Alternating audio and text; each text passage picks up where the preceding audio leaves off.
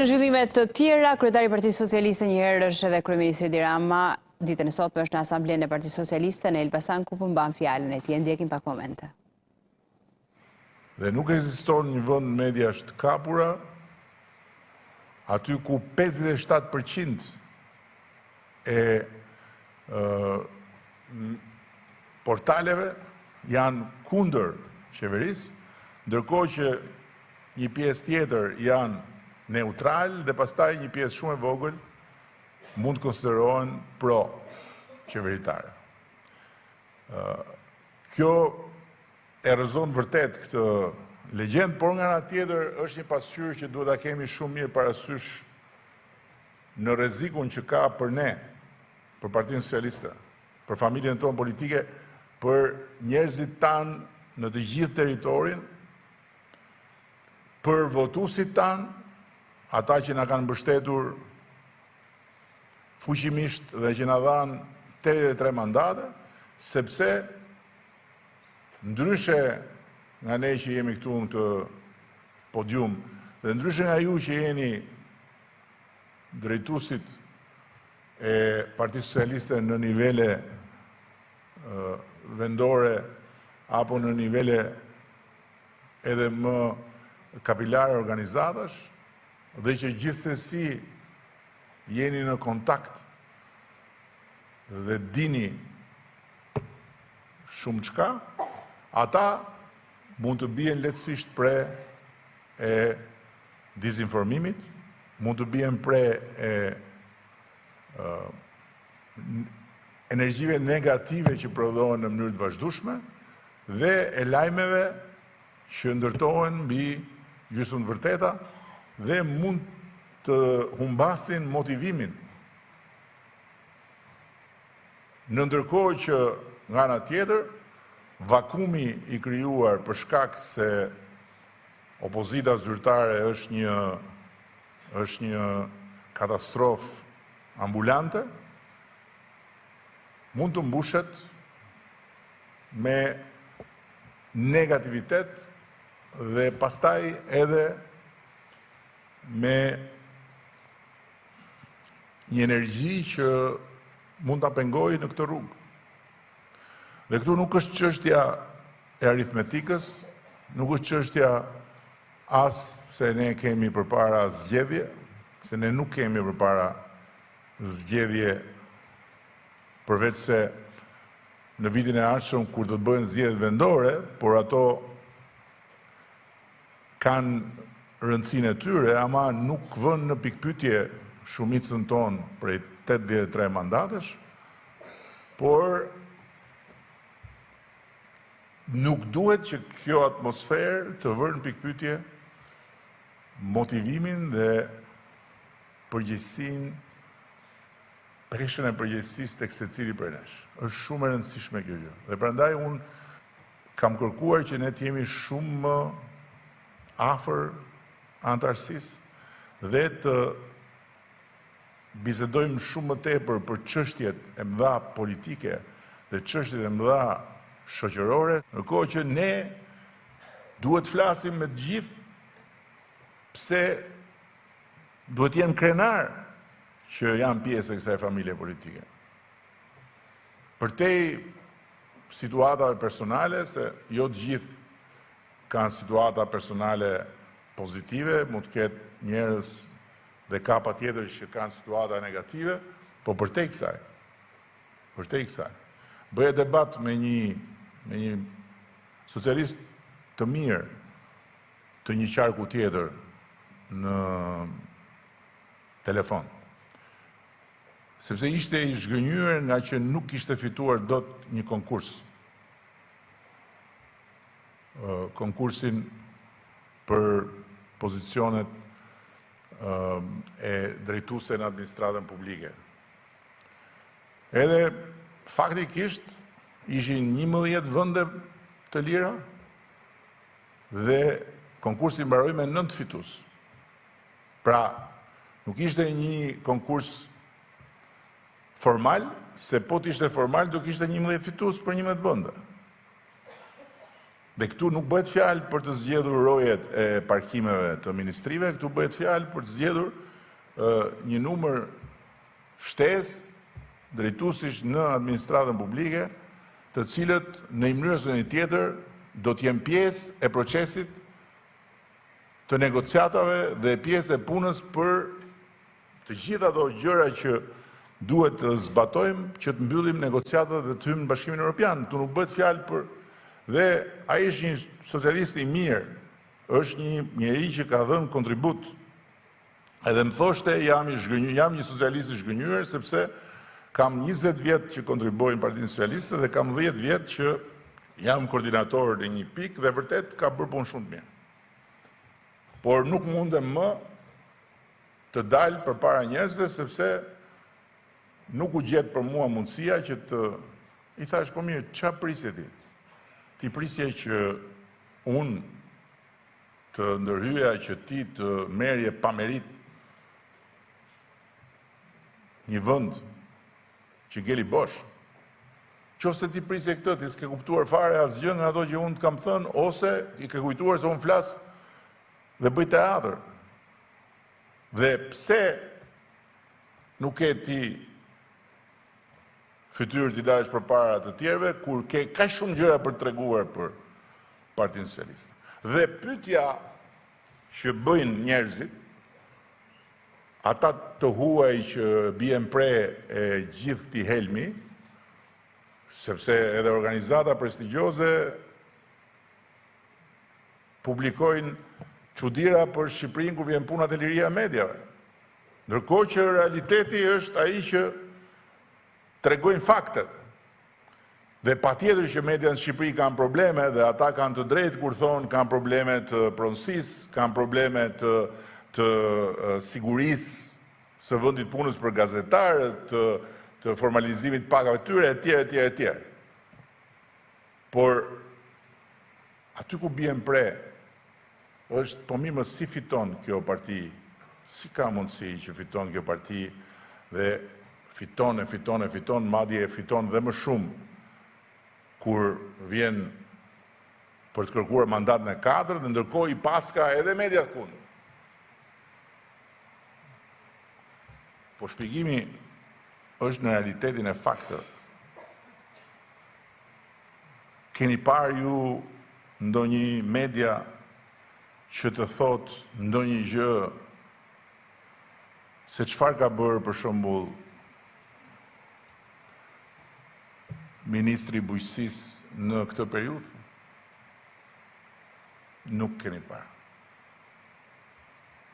Zbesoj të keni parë. Po me siguri keni parë lajme, keni parë kronika, keni dëgjuar fjalime, copëza fjalimesh në për ato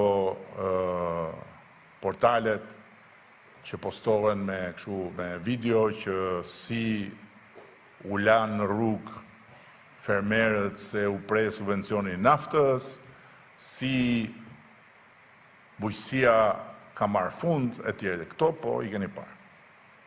Ndërkohë që e vërteta që din njerëzit në fshat, ata që votojnë, nuk është ajo që thonë ato pasqyra, por është ajo që ata prekin. Se nuk është as pak e vështirë që në atë 30% që nuk na voton ne në një fshat X, ku ne marrim 7%, të gjesh 3 veta që të thonë gjitha të zeza.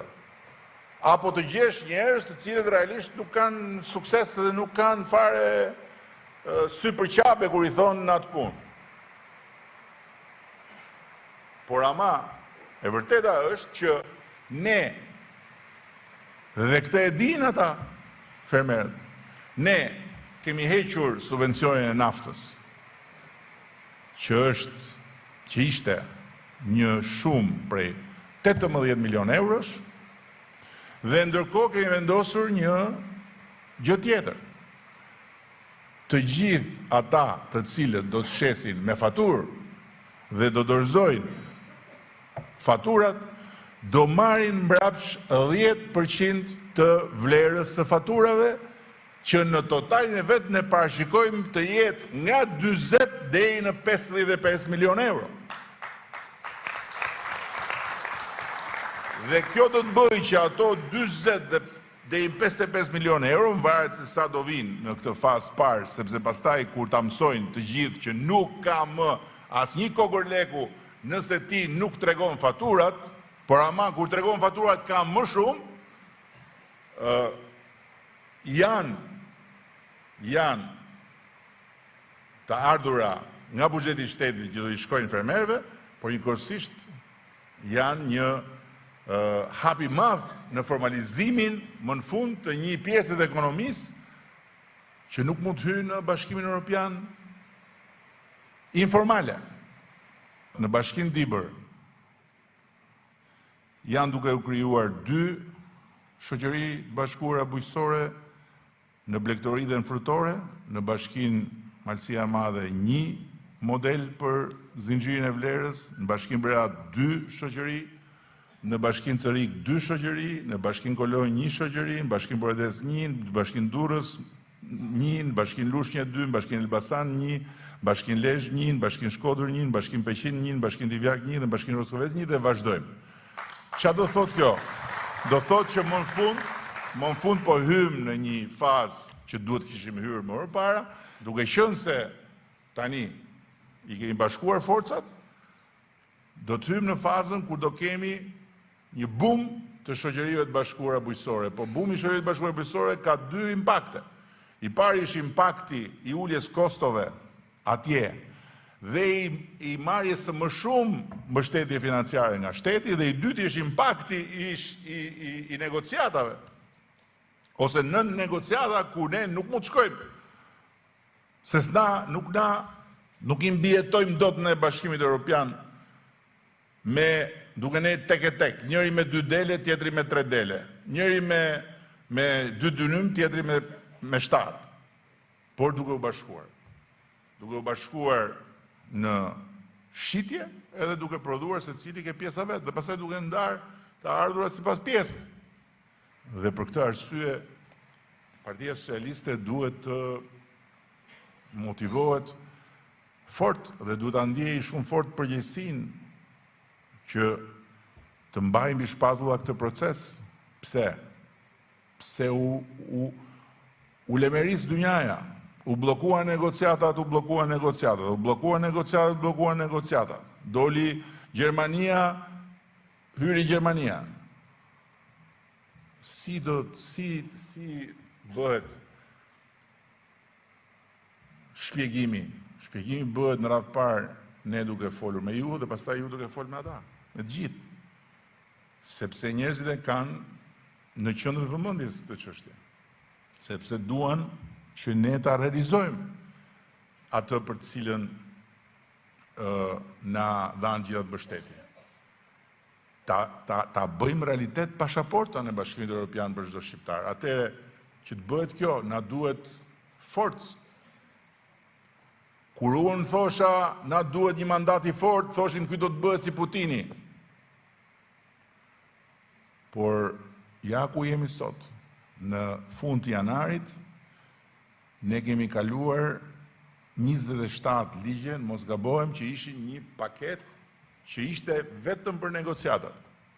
Sepse ne i kemi në tavolinë të gjitha detyrat. Janë si pa fund. Edhe thot, deri në këtë muaj duhet kaloni këto ligje. Deri në atë muaj duhet kaloni këto masa. Deri në atë muaj. Dhe të gjitha këto janë për të përputhur legislacionin me standardet e Bashkimit Evropian. Nga këto 27, 7 ishin me 84 vota. Tani e parfityroni ju, sikur ne të kishim 75 edhe të tjera të kishin molotovarët, se ku do ishim sot ne? Atëherë po do na ishin bllokuar negociatat, sepse do na ishte bllokuar parlamenti, jo me muskuj, por me buzëqeshje. Duke thënë po më ne u japim votat juve, patjetër ne duam të shkojmë bashkë në Europë, por duhet një herë të tërhiqet narkoregjimi, duhet të hiqet Edi Rama, duhet mos a ketë Partia Socialiste qeverinë, të bëjmë një gjë të përbashkët, e bla bla bla, e bla bla bla, dhe ne do ishim në një situatë, do vinim vërdall, si e shpreha që thot, duke i gjimu bishtit tonë. Prandaj duheshin ato vota. Prandaj unë insistoja që na duhet. Dhe prandaj ne duhet t'i puthim duart të gjitha atyre që na i dhanë ato vota, jo për këto karrige, po për atë forcë që ato vota kanë në parlament, që ne t'i realizojmë negociatat.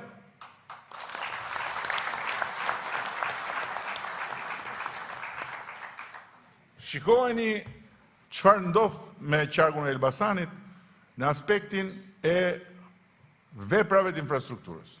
Është edhe, si thush, pozicioni gjeografik strategjik që ky qark përshkohet nga një korridor i cili deri përpara 3 vjetësh, kur ishte që ne bëm summitin me Bashkimin Evropian, nuk pranoi nga Bashkimi Evropian si korridor evropian. Korridori 8 nuk ishte, nuk e pranonin. Pse se pranonin? Se një vend e bllokonte. Kjo është vend mik, por këto janë çështje të konkurrencës, të rrugëve të tregjave etj etj. E futëm korridorin e 8 dhe e bëm BE-n që të vinte këtu dhe po këtu ta afirmoste atë ditë që korridori i 8 është korridor evropian. Dhe pse ishte e rëndësishme? Ishte e rëndësishme për të marrë pastaj ato fonde me të cilat ne do të ndërtojmë hekurudhën. Dhe ndërkohë është e rëndësishme edhe për të marrë ato mbështetje që kemi marrë për segmente të caktuara të korridorit. Një pjesë është buxheti i shtetit, se nuk kemi dashur të presim pafund. Dhe kjo po bëhet tani. Ashtu si kundër bypassi i Elbasanit e të tjera që të mos rriti numëroj që të futem në këto, janë punë që bëhen, çka keni parë në televizor ju nga kjo? Keni parë vetëm kur ra kodra atje dhe të gjitha të zezat që u thanë në mënyrën më të pacip për një ndodhi e cila ishte një ndodhi puro gjeologjike që s'kishte lidhje fare me projektin e rrugës, me rrugën, me punën, me zallin, me malin, ishte thjesht çështje gjeologjike. Dhe u lemeris dynjaja, u ngritën të gjithë, ja, korrupsioni, por ju e dini se nuk është e mundur që të rritet korrupsioni dhe të rriten të ardhurat e buxhetit, se nuk shkojnë të dyja bashkë. Nuk është e mundur që të rritet korrupsioni dhe të rriten kursimet nga tenderat, se nuk si shkojnë. Që korrupsioni u riska dhe shteti fitoka më shumë kur bën tendera. Nuk është e mundur që të rritet korrupsioni dhe të rritet ekonomia. Nuk është e mundur që të rritet korrupsioni, të rriten pagat, të rriten pensionet, nuk është e mundur. Nëse deri dje duhet të jepi rishfet për të marrë certifikat, se thoshte nuk ka printeri boj, nuk ka drita, nuk punon printeri, bla bla bla, sot shqiptarët këtu dhe kudo në botë e kanë shtetin në telefon kur vjen puna për të marrë letra. Përjashto hipotekën që është një proces që ne do ta përmbyllim dhe atë brenda këtij mandati dhe nuk do kemi më nga këto tmerret që vazhdon të prodhoj gjitha ajo këneta e madhe që shkriju në 30 vjet me letra, me prona, del njëri, futet tjetri, jo është e imja, jo mbi vendosja, jo drejt, jo shejtan. Problemi ynë është vetëm një, që ne të jemi të fokusuar dhe të mos harrojmë asnjëherë që kemi një barë shumë të madhe që na ka rënë në kuris. Por dhe një fat shumë i madh që na ka rënë ne. që të bëjmë histori duke mbyll përfundimisht kapitullin 500 vjeçar dhe duke mbyll negociata. Pastaj është pjesa tjetër që të bëhet vendimi politik atje. Po ne duhet mbyllim negociatat. Duhet i mbyllim. Dhe duhet marrim certifikatën që ne jemi gati të hyjmë në Bashkimin Evropian. Dhe këtë ne do ta bëjmë. Shumë faleminderit edhe vazhdoni punën e mirë që po bëni.